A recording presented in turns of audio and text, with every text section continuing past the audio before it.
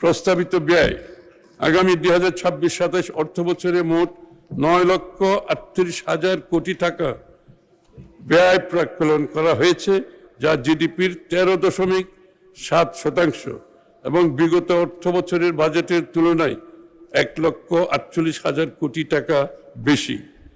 বার্ষিক উন্নয়ন কর্মসূচিতে মোট 3 লক্ষ কোটি টাকা সহ মোট উন্নয়ন ব্যয় 3,16,075 কোটি টাকা এবং পরিচালন সহ অন্যান্য খাতে 6,21,925 টাকা বরাদ্দের প্রস্তাব করছি।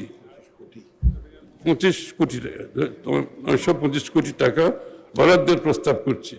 আমরা ক্রমান্বয়ে বাজেটে উন্নয়ন ব্যয়ের অংশ বৃদ্ধির পরিকল্পনা গ্রহণ করছি।